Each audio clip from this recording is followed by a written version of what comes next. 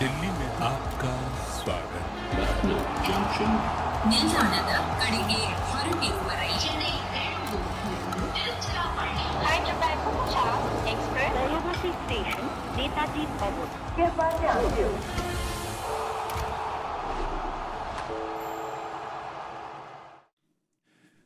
Hello and welcome to Voltas presents Cricbuzz Live. I'm Gaurav Kapur and I'm in a phenomenal mood because, hey, we don't like global warming and climate change. But when that changed climate makes it rain and makes the weather cool and this breeze and you feel like you're, in the UK or something, then obviously you got to get a little happy. So, hey kids, very sorry we broke the planet, but at least we have nice weather. I have with me Harsha Bhogle and Adam Gilchrist. Good evening. Good evening. How are you? Good evening. Nice. What a positive spin, right? Yeah, I like the apology to the kids. That was great. Listen, we're going to be gone, right? By the time it's 60 degrees on a summer's day, we're going to be gone. All of us. I love the fact that he's prepared this opener. He's gone on this big tangent. He's having this conversation, whatever. And the producer's telling him in his ear, KKR batting, KKR fielding. Are they though? Okay, there's two factual inaccuracies in what you said. I said both, so either one is correct. No, one is prepared.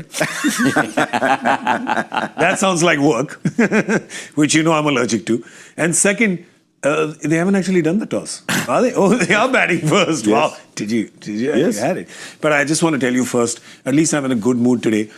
But last night, oh man, last night was tough. I mean, with that rain coming in and out, it got so late, I cannot tell you. Like, I don't feel like I'm awake because I was lying in bed and watching the game. And it just kept... Rub it in, young man, rub it in. There were some people who were busy working. Oh, no, I was quite invested, but it just kind of kept me up. And then, of course, the match got over. Post-match presentation starting at 1 in the morning. Oh, sorry, you guys were working then last night? You were at the game and... I was you right were here. Oh. Committed to the cause. Oh. Yeah. So you guys must be tired? What I did do, I knew that Murali Kartik had to leave the studio, go to an airport to fly, to head north. So I boldly said to him, you can go, I'll do your noons. Do you want me to do it for you? And he went, you're doing it anyway. Look at the roster. I'm like, which is a post-match clip that we prepare. So He's probably just reached Dharamshala. Yeah. Murali Kartik? Yeah, because he had to drive from Delhi. And now he's going to take a quick U-turn and drive right back? It's okay. I know Murali Kartik likes driving, so maybe he'll just do that. Well, let me tell you what's happening in the game in Eden Gardens. Well, one of the teams, they don't drive in no more. Their car is firmly parked in the garage and they're tweaking with the engine a bit, Gilly, perhaps for the next race, which is going to be the next season, I guess, right? Because there they are, Chennai, with the E next to their name. So things are not good for them. But we'll just keep that points table up for just a second because there's something quite interesting happening there with KKR. KKR is at 11 points. Now they have 3 games, which means they can get 6 points. Now if they get the 6 points, where can they go? They go to 17. Does 17 even allow them to qualify? 17 is so far away at the moment that I think they should be thinking 13. But because there's so many fans around who love doing the numbers, they would have worked out every possible algorithm to figure out what would happen if KKR got to 17 and someone got stuck on 16 and someone else went somewhere. Dare I say, if they get to 17, they've got to depend a little bit on other results, but they will have done phenomenally well to get to 17. But sir, why are you crashing people's dreams, sir? Let them, for 1 second at least, I had stitched this beautiful dream. It would be a great run and would light up the IPL if they get to 17. But they can do it. They've done it before. Teams have done it before. You've done it with your team, the Deccan Chargers. I think you guys had to win 5 out of 5 and you did that. So, and the 99 World Cup? 99 World Cup as well. Yeah, about 7 in a row, I think. Yeah, tough, but... It's not ideal. It's not the way you plan to do it at the start of the tournament. But, what Delhi did at the start of this tournament was buy themselves a bit of time by winning 4 in a row. And that allows you a little bit of manoeuvrability later on when inevitably a tough result turns up or a washout or whatever it may be. So it's not the way you plan it. But I agree with your sentiment, Harsha. You're not, at the moment, KKR, the last thing they can do is think of 17. That's the end game. It's all those cliches, breaking it down into smaller increments. And for the moment, it's tonight. As simple as that. Otherwise, if they don't get over tonight, their car's parked in the garage alongside CSK's. Yeah. And they'll do a little bit of refining to it for next year. So, that's the messaging, just breaking it right down into small increments. When that period of time in the Deccan Chargers, we were breaking games down into quarters. So not just one game or half a game, it's down in the bowling unit, it was the quarters like we do in the scoring rate when we put these graphics up. Innings progression, yes. Yeah. So that's really as getting it down into those smaller increments. How do you prevent yourself from thinking further? You've got to live in the present, but your mind will wander somewhere. I'm sure the KKR's mind would wander saying, if we win 3. So is it a challenge to say, keep that aside and stay in the present? Well, what I will say is you certainly don't say, if we win 3, you've got to be saying, we're winning 3. Yeah. We're winning 3. Yeah. But we can't worry about that third win until we get the first 2 wins. In fact, the first win. So then if you allow yourself, or you're watching another game the next day and you sort of would hope a result, that's when you've got to just switch off. You've got to go and do something else. You've got to organise an activity for the group and take them away from their TVs. Let your stats guys watch it so they can work out anything that they need to pick up on tactically. But that's where you can fall into it. You can use up a lot of mental energy on your days off by observing the other games. So that's what I remember personally at '99 World Cup. We did get there as a team, but I didn't have a particularly good tournament. I got 50 in the final, which people talk a lot about, but up to that I didn't do a great deal. And I found that my first World Cup, on my off days, I was watching just about every ball of every other game. It's a carnival of cricket. Yeah. But I was wondering, how does he play that? Or why does he get away with getting dropped? Well, and you get to the end of the day, you're exhausted like you've played. So you've got to find ways to freshen up, take your mind off it individually, and as leaders, you've got to do that for your team as well. It's not just game by game, actually. You should pretty much just play like you play every match, which is ball by ball. Bowl the ball, hit the ball, catch the ball, throw the ball. Just focus on those small things and let everything, and don't get too ahead of yourself. You know, the reason you didn't score all those runs early on in '99 was maybe you were not sleeping while the umpires were going out. You should have been fast asleep, and then someone should have woken you up. Someone should have woken you up and sent you out to bat, which is what happened. What happened in the 2007 final? Yeah. He's fast asleep. He gets up. Oh, the game started, is it? Okay, I'll get 140. Sleepwalk through to 140. It's amazing. You've got no time to think about it. What can happen? It's the best thing to do, I guess, right? Absolutely. So maybe that's what a bit like you before you come in studio here, actually, now that you say it. Yeah. It's the best thing to do. Take strategic timeouts and just take a nap, right? It's the best thing you do. Imagine it's almost like kindergarten, like, even play school, you got kids just take a strategic timeout, all 22 players just lie down, take a little nap, get up, get a little box of milk, and then carry on. Gilly's got this reputation of being the nice guy in the world, and he's just let that line through. Let you before you come on. He's a nice guy. He's a nice guy who likes a little bit, just a little bit. And we like that, actually. We like that, absolutely. Calcutta's batting first today. Chennai. They won that toss, did they? Yeah, they won the toss and chose to bat. They won the toss and chose to bat, which is interesting, I guess. I don't know if they're going to play. Now, is Venkatesh Iyer not playing?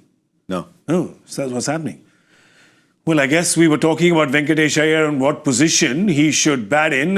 We were not thinking that the dugout would be the position that he'd be in. So he's out, and that would be a bit of a hit to them. They're still batting till number 9. And a lot of people in their gilly, to me, just look out of position in the list that we're seeing it right now. Yeah, that's, I guess, that off air we were talking about the wicket-keeping position. Obviously at the top of the order is an international player, foreign player, who holds that top batting spot, but the gloves. The other option for them keeping-wise typically has been Quentin de Kock. Yeah, and they've got an Indian keeper in Loveneet Sisodia. Yeah, but do you play him along? He's probably not in the bracket of Cricbuzz and Quentin de Kock, is he? Yeah, he's not even played. He's not played a game. He might have played the odd game for RCB, I think, at some point. I'm not sure he has. I don't think he played it. He, of course, got injured, and then Rajat Patidar came into RCB that season. As a replacement. A few seasons ago, and obviously... He must one day make a replacement 11. Well, that's interesting. It'd be very interesting to see a replacement 11, starting with Chris Gale. We have a few replacements in the other team today. Yes. Yep. That More than a team, few. just can we look at it one more time? I don't know why they need to have Manish Pandey in there at number 4, because I think Moeen Ali would be perfect at number 4, or even push Rinku up or Angakrish up. Then they've got Andre Russell. Moeen Ali is a bit wasted down there at number 8. He could go and just play a flyer up in the middle anyway. So they actually don't need Manish Pandey. I won't be surprised if Manish Pandey is in there as a floater in case they're 10 for 2. But with so much batting, even at 10 for 2, Moeen Ali is a bona fide international cricketer. He could easily go in up there. So I don't know what role Manish Pandey will play in there. But I mean, Angrish Raghuvanshi comes to bat at 4. Correct. So I don't know what role he's playing there. That's what I'm saying. This whole list looks like they've if got GT enough. were picking this side. They've got enough people to open. They've got enough people in 3 and 4. It's just I'm not understanding this. If batting GT are lineup picking till this side, number they would 9. have had a bowler. If GT were picking this side, they would have had an extra bowler in the side for Manish Pandey. And they said, we've got enough batting anyway. Yeah. We'll back our top 3 to play 75% of the balls. Yeah, true. But I'll pick an extra bowler in there just in case, because now they're going to play, they've obviously read it as a slowish track because they pinged 3 spinners. But GT would have gone 1 more bowler, whereas KK would have gone 1 more batter. Yeah. Who are their impacts? I guess Vaibhav Arora will come in. He's not listed there. So it's- Harshit, sorry. Harshit Rana So will Harshit come in. Rana will come in. Yeah. And be their impact sub there. So Yeah. they. I don't know. I just feel Unless like it's really gripping, in which case they might even send Anukul Roy out. He bowled beautifully in the last game. I'm just thinking, is there this feeling that, I mean, the defending champions we always see tend to have the post-trophy blues? Yep. We've seen a lot of teams having that. Is something about Knight Riders, which I was seeing yesterday or last year, we felt their thinking was absolutely spot on. Strategically, they just seemed spot on. This year, it seems a little like 1920. It's just a little, just the salt is a little less, I feel. Not Phil Salt, but the salt is a little less in the dish. Yeah, they let their captain go. Yeah. Yeah, The winning that was a big captain. So that might change things a little about the way the whole environment is. Yeah. Because I think that's the person that sets the tone in partnership with the coaching group. But really, the captain has as much control as anyone on the field, obviously, and that then filters into the off-field atmosphere. So I'd like to see the guy that's on the top of the right-hand list there into the left-hand list regularly. Yeah, Russell, yeah. somewhere in that first 6. Especially after what he did in the previous game. Yep, I know it's always a big discussion point, and people have their opinions on it about whether he should be thrown in there more regularly or higher up or whatever. But I think in the top 6, he's still a bona fide top 6 batter. He has the Given there's ability, Harsha. In 120 the previous balls. game, we saw the kind of ability. We used to see that in Chris Gale, where he'll be absolutely quiet for 6-7 balls. Just look around. Chris Gale almost showed no intent to hit it in the first 5-6 balls, right? He was just going to defend it like he was having a net. And then you know what he can do. He can score at 250 The lull strike before rate. the storm. Yeah. And what a storm it would be. Russell can do the same, but Russell can't do it if he comes in the 15th over. He can do it if he comes in the first half. And Rinku can do that too. So Rinku Russell in your top 6. Then you see who you want at 7 and 8. By the time you come to 7 and 8, even someone like we saw yesterday, Kudzir comes in. He needs to hit 1-6 somewhere. Yeah. But definitely Russell has to be in the 6, because if Russell gets 30 balls, you know 100% he's going to give you 50 at least, if not more. 60. I'm saying 60 correct. minimum. Correct. 200 minimum. So he has to be in that mix, come what may. Also, when he is batting at 6, the opposition will start fine-tuning their bowling around what would happen if he came into bat. They'd want to keep a wrist spinner's overs handy. Maybe when Russell comes, we need to do that. So with a player like him, the opposition starts to think a lot too, because they've got to budget for him teeing off. Yeah, I'm gonna say a term now, Gilly, that is gonna get Harsha very excited. It's management speak. I feel like the Knight Riders are not optimizing their resources. Oh, look at you got happy. Even in pure English, it actually makes sense. Unlike Yes. a lot of management speak which is designed not to make sense. You know, Yeah, you this use one big does. words when you actually don't know what you want to say. Yep. So that you confuse everyone as if you're pretending to say something. When you actually can say it in 5 words in simple language. Yeah. So, but optimizing resources is not bad actually. And optimizing, I generally believe that, because if you have, the thing is, if you have the cannon, you got to put the cannonball in it and you got to fire Yeah. it, right? There's no point just keeping it on the rampart of the fort. Oh dear. Oh dear, my lord. What have you been listening coming here? I've been drinking the 1600s in my cup. All right, Chennai. Well, Chennai has a moat. I'll tell you what the moat is. Replacement players, right? Their team looks completely different because they've just got so many replacement players coming in. We've got two straight away at the top and another third one little down. So you've got Urvil Patel, who's come in as a replacement to the squad. Ayush Mahatre came in as a replacement, as did Devol Brevis. Anyone else? None of the... No. So there's no... They've got young Ashwin back too. They've got Ashwin back in here. Yeah. Yeah. So they're going to open with... So no Sheikh Rashid, right? There's no Sheikh Rashid there. There's no Sam Curran there. No. There's no Deepak Huda. And yeah, that's it. They're bowling. They're going to be bowling first. So the bowling looks the same with Khalil, Pathirana, Anshul Kamboj. You've got Noor Ahmed, Ashwin and Ravi Jadeja. Ashwin is playing for the same reason that Moeen Ali is playing. They've all read this wicket the same. They've read it as a dry surface that might grip a little maybe.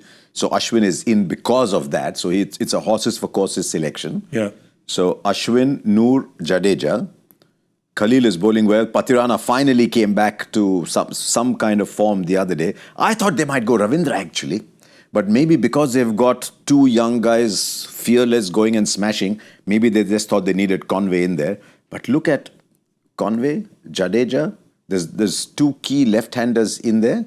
Maybe that's why they've got more. But Urvil Patel, if he bats like he bats in domestic cricket, then he doesn't know how to block a ball. Oh, yeah? He doesn't know how to block a ball. Oh, there you go. That Strike says rate, it. 170, but he hits like that in red ball cricket as well. Okay. So he only knows how to play one way, and he's done it right through the last season. So every time I looked at the scores, I would see the strike rate. I just look at scoreboard sometimes, just passing through. And if you're in a traffic jam, like we get stuck in most times. Yeah. And I look at the strike rate, and Urvil Patel was always there.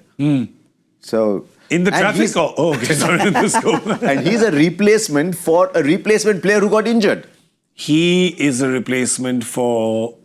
A replacement player who got injured. Who is he replaced? I don't know. There's so many of them coming and going. Who's he? Who? Vansh Bedi, maybe? Oh, for Vansh Bedi. Maybe. Who did Vansh Bedi replace? I'm telling you No, this. Vansh Bedi was in the original list. There is There's such someone else who came in and got... The thing is that Chennai's squad is started... 11 is looking different from when they started off. So Curran will come into that lineup, will he? No, there's 4 already. So No, Shivam Dubey will come in. They're going to bat second. So Shivam Dubey will come in. There is no Sam Curran. So maybe... A couple of games ago, he got an 80. Yeah, so he's obviously either unwell or not Slowish available. pitches, he takes pace off. Exactly. So I don't think this is... You can't be dropping Crook. him. He must be crook or injured. Yeah. I'm very surprised There's a captain. they left him out. But Yeah. they have. So Yeah, I don't know. I don't know if they've... Because MS didn't mention anything. MS said that they're giving chances to new players to try. Maybe he just knows that Sam Curran is an integral part of next year. Yeah. And they're like, all right, buddy, you've done your work. You've shown your worth. Sit around. Let me try a few other players and see whether they're up for it. They've left out that Sheikh Rashid, though. Yes. Because Sheikh Rashid has got a reputation in first-class cricket circles as being this very proper batter. Innings builder, good player. Like Ruturaj when he first came in was this... Yeah. So maybe they just think, look, he's using up too many deliveries early on. Yeah. So let's just have two gunslingers on either side. Yeah. Which means Conway is not opening. Yeah? I'd imagine, yeah. Yeah? You think Conway's batting at 3? It's a strange one, though. That. Yeah, there again. See, that's the thing, what's Conway right? 'Cause best doing? Hitting Both the these palm teams leg? are going to be approaching this game completely differently, right? Obviously, they both want to win. But the Knight Riders need to win a little more because they need to win every game to be in contention for the playoff spot. But for Chennai, they very clearly said, in word and now in action, that they're pretty much auditioning players for next season. They're trying to make the 11 for next season now. It's quite evident with their replacements, putting the replacements into the 11. I think you know what they're going to do. They're still going to play to win, and that's why you come onto the park, right? Yeah. But that's why you're mixing up players that you say, let me just try and find the... I don't know. I'm a little... I don't know what to make of it. did GT at the back end of last year, where they weren't going to make the finals, put Sai Sudarshan up to the top with Shubman? No, he was always He there. was opening. He was already. They were both opening all year. They were both weren't opening, yes. They opened, I think, 8 games he opened. Yeah, they were opening well last time. I've got myself mixed up. I remember a team saying at the back end of the year, saying, "Oh, well, at least we've got something sorted for next year." So along that notion is what Chennai, we'll have to wait 12 months or 11 months to see if they do reap the benefits of this planning. I want to ask you both about replacement players, because since we're talking about that, I just want to get your opinion on that, because a lot of times we talk about Chris Gayle, Harsha, like you just mentioned, he came in for Dirk Nannes. Dirk Nannes. That was a like-for-like replacement. Absolutely was. Dirk Nannes also, hits the ball really far in golf. But I'm just saying the rules, all right? So the rules are interesting, and I just know whether the rules need to be re-looked at, perhaps, because replacement players can be retained for next season. So if you have not gone into the tournament with 25 players, which is your entire allocation, and you've gone, let's say, 22, and you get a replacement, you can keep both the original player and the replacement for the next season. Correct. So both can be there, as long as it doesn't go beyond 25, and the foreigners or the overseas players don't go beyond 8.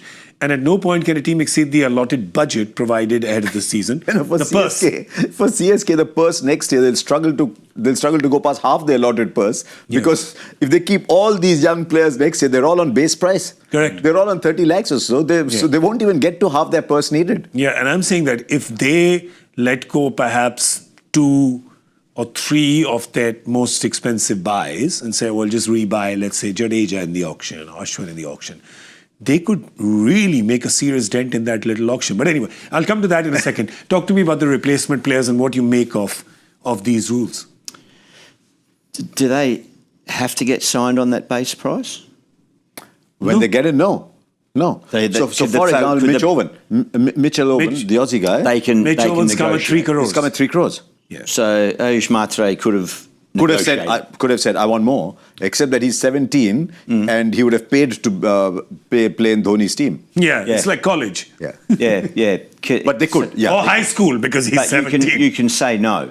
You can say no, yes. When Harry Brook left DC, Delhi Capitals, they tried to get Ben Duckett.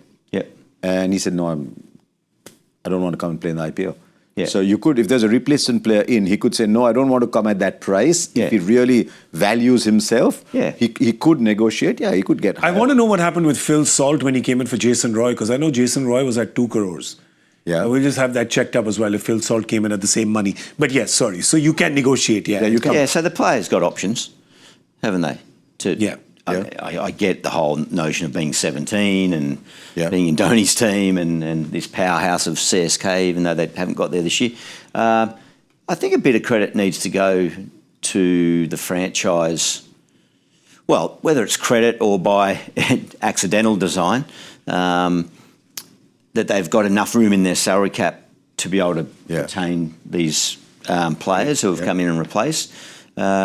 But then comes the juggling act, doesn't it, for next year's auction? Who you let go? Do you open up a lot of your purse to who around the cricketing world is going to be available? What will also happen is, now that you've come in at your base price, you're stuck with that base price if they retain you. Yeah. So this year you could have said, no, instead of 30, I want 50. But now that you've come in at 30 lakhs, you're stuck with 30 lakhs.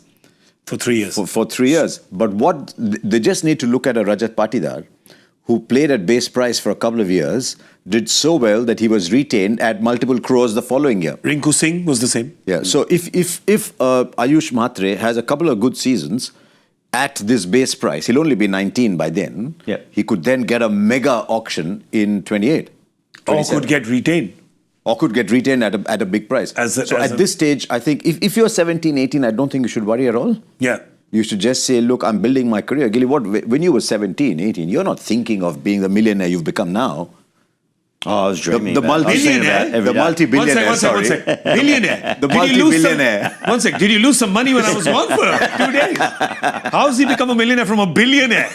Oh, he must have invested in aviation. Quickest way. My point is, I think we're coming, irrespective of what the players get paid, I think a lot of general points that are made by fans is it fair that a team can just pick anyone from the world who's available and put them into their squad as a replacement, like Chris Gayle did, like RCB did with Chris Gayle for Dirk Nannes? But I'm just saying that it is fair because he was available in the auction.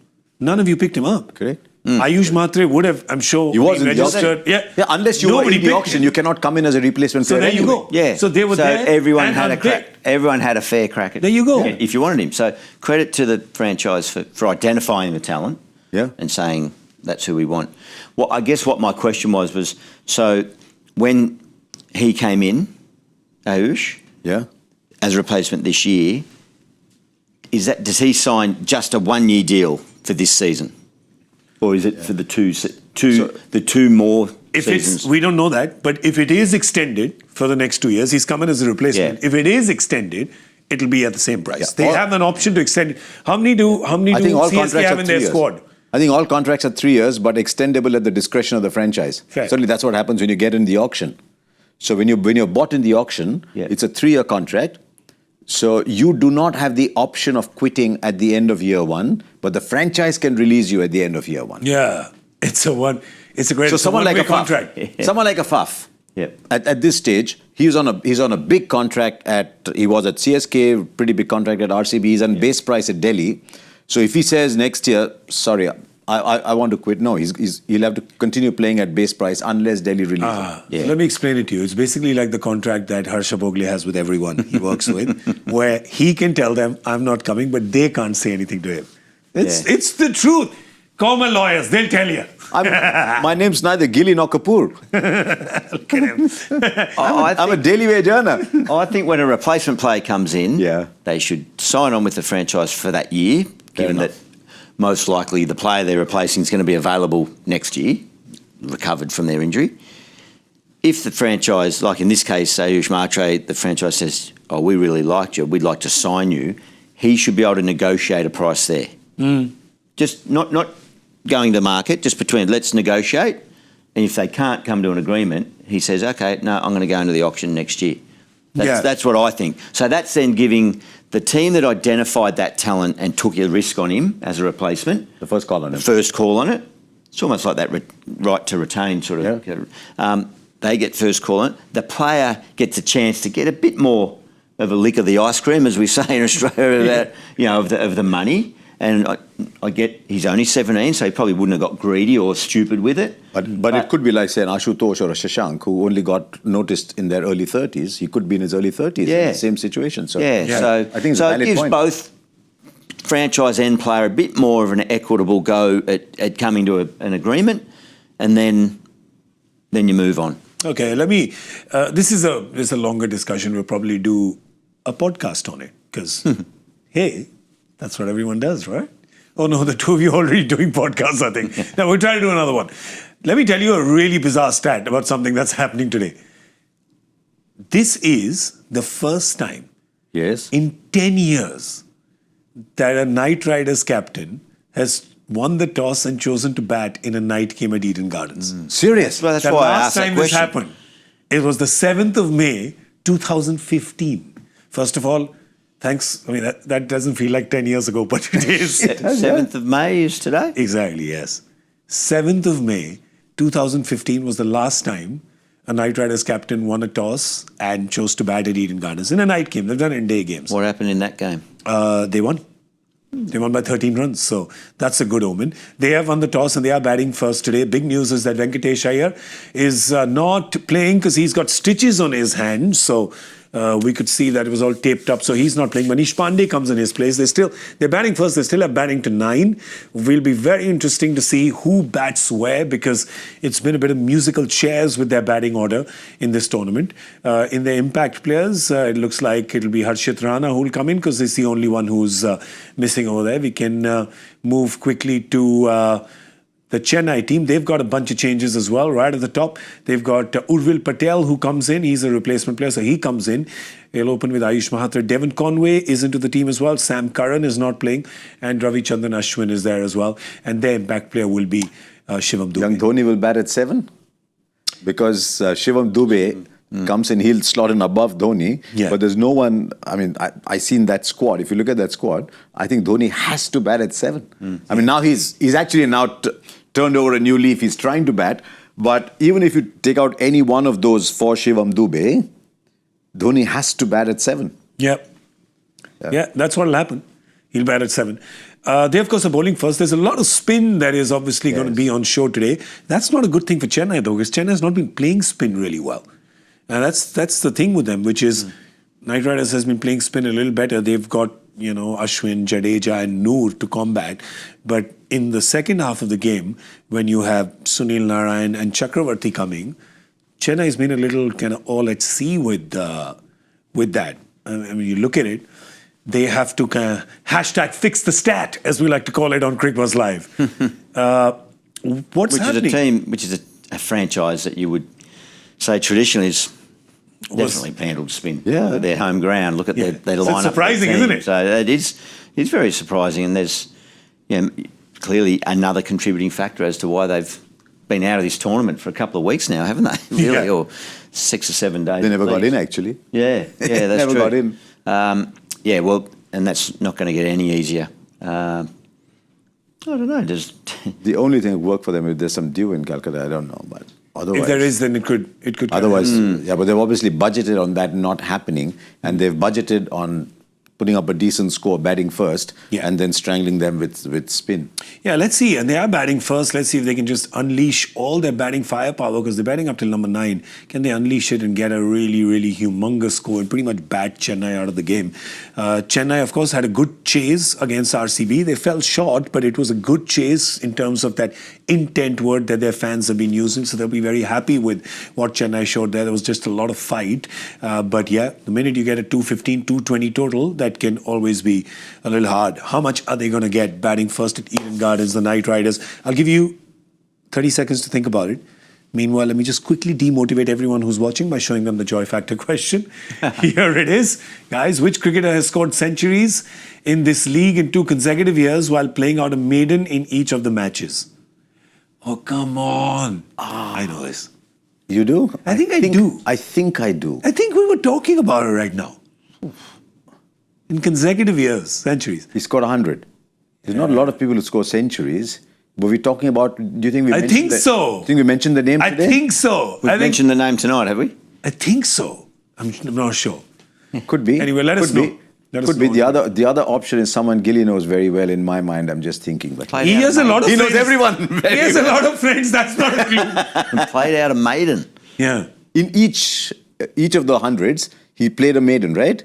No, you just ask Joy. I don't know. I've now got legal indemnity against these questions. Because I don't know what Joy does. And then people ask me and they're like, no, the question was, just ask him. You did the best thing possible with the Joy Factor. What? You just confiscated all the prizes and hid them in your house. I cannot confirm or deny this allegation at the current time, but we will get back to you in 5 to 7 business days. But you don't have 5 to 7 business days. Come on, get your guesses out. 2. My guess doesn't count. 9. So 209. Okay. 205, I was thinking, but I'm wondering. From? Give me your guess first before I drop a bomb. I'm going 179. What? 179? I just think pitch report, dry, playing 3 spinners. Okay. We've just got news coming in, everyone. And this is literally just come in. So we don't know, like we'll talk about it more in the subsequent show, I guess. But the news has come in that Rohit Sharma has retired from Test cricket. So it's not from one-day cricket, right? So he's retired from T20 cricket a few months ago after winning the World Cup. Has just announced his retirement from Test cricket. Gentlemen, reactions. My first reaction is there's been a conversation where he's been told we're not going to pick you for England. Okay. That is my gut feel. We don't know. Plausible. We don't know. Sounds plausible. The chairman of selectors lives across the road, so if we could drag him in and ask him.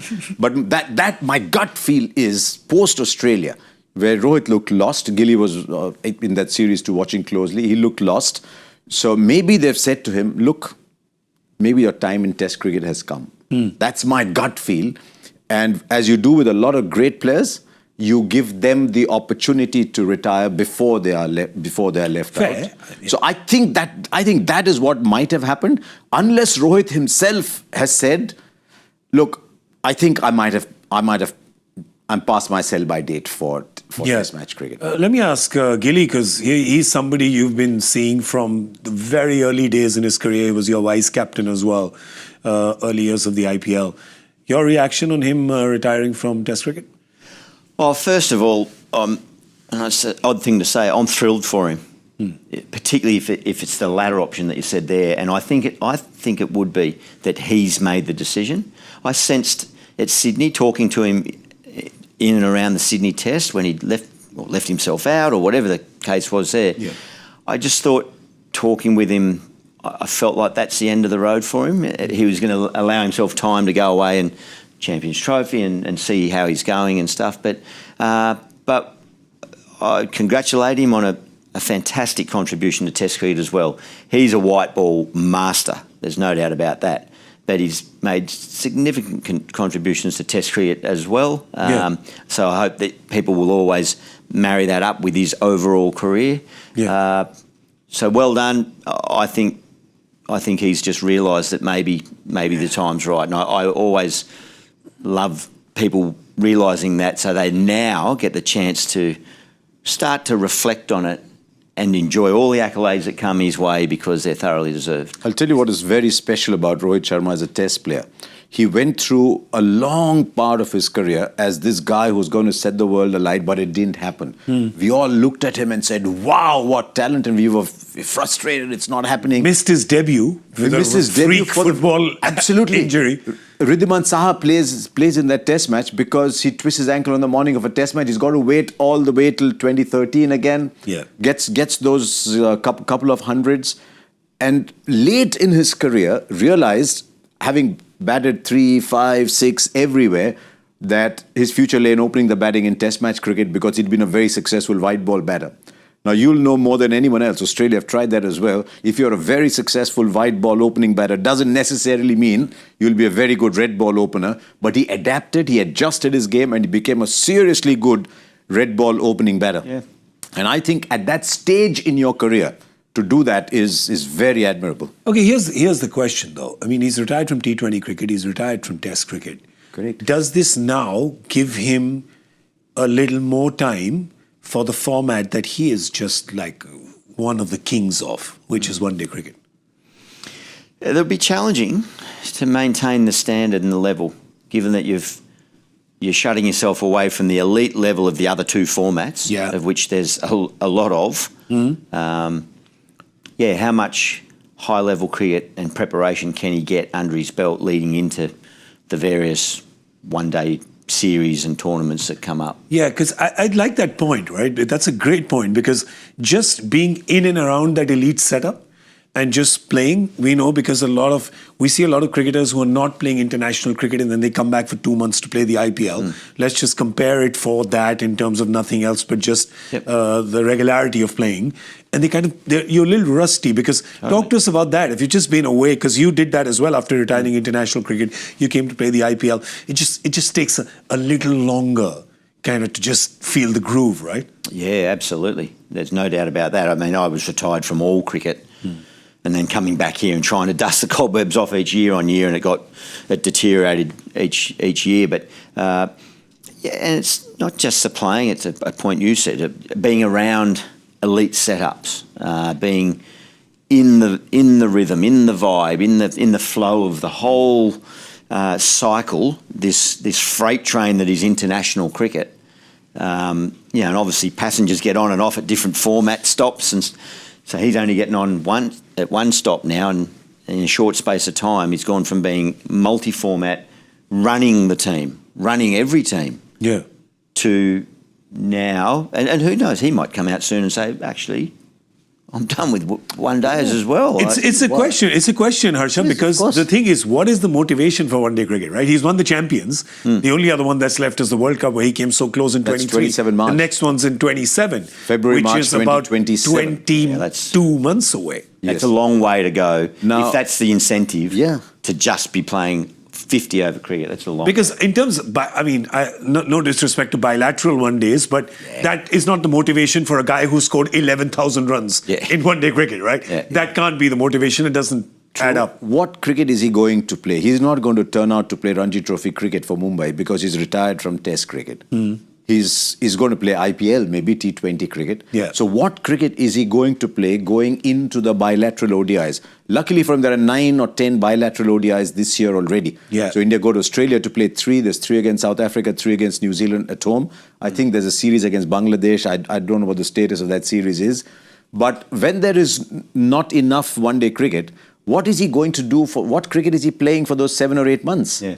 Yeah. That is why I won't be surprised. Look, Rohit Sharma is not one of those guys he's a very easygoing person. Yeah. You know him well too. He's a very easygoing person, and he might just say, I mean, I'll give it a go in one-day cricket, man. But if it doesn't, it doesn't. It's just so difficult for me to see a one-day team without Rohit Sharma opening. Yeah. Right? Since 'Cause 2013. 11,000 runs. His average is almost 50. I think he's the late 48, close to 49, which is a crazy average. He's got 3 double hundreds, which I don't know will ever be surpassed. But it'll just be, I think that format when he retires will hit me the most. One of the great, Right. one of the great Virat white ball retiring openers. Test will hit me the most. Rohit retiring one day will hit me the most. Like it's sending chills down my spine just talking about it. With just the kind of record that he has and what he's done. Yeah. Just opening. Yeah, no, and I said I feel happy for the player retiring because they come to that team, but it is mixed emotions. There's sadness when a great player retires too. But the thought, as you say, the visual of him walking out to bat, that sort of warm blanket of security blanket that wraps around a group or a group of teammates or a group of supporters when the great players are no longer there and part of it. So it's and that's the beauty of sport. That's the emotional engagement, isn't it? Yeah. And Rohit certainly knew and still knows how to take fans and supporters on a journey with him. Yeah, Let's show you can I just show you the story that he has tweeted? He put his cap, 280. That's his test cap, and said that I just want to share with you that I'm retiring from test cricket. It's been an absolute honor to represent my country in whites. Thank you for the love and support over the years.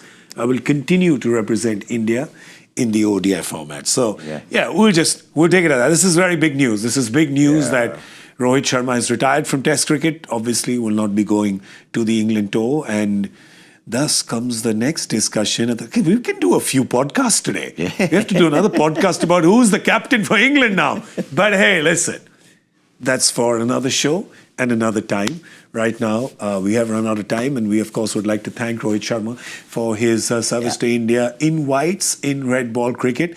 Rohit, you're a champ, man. You're a champ. Whenever you come out with the bat in hand, no matter what T-shirt you're wearing, no matter what color it is, no matter whether it's club or country, you're an absolute delight. You're a feast on the eyes when you play those strokes. And thank you so much for all that you've done to Indian cricket. On behalf of all fans, thank you so much, Rohit Sharma. Thank you, Mr. Bhogle. Thank you, Mr. If you were Gilchrist. wearing caps, we would have... Yeah, we would have done that too. Well said, mate. Doffed our hat to Rohit. Well, thank you so much. You were watching Voltas Presents Cricbuzz Live. I'm Gaurav Kapur. I was just saying thank you so much for being with us. We'll see you at the end of the 10th over with Cricbuzz Combox. Bye for now.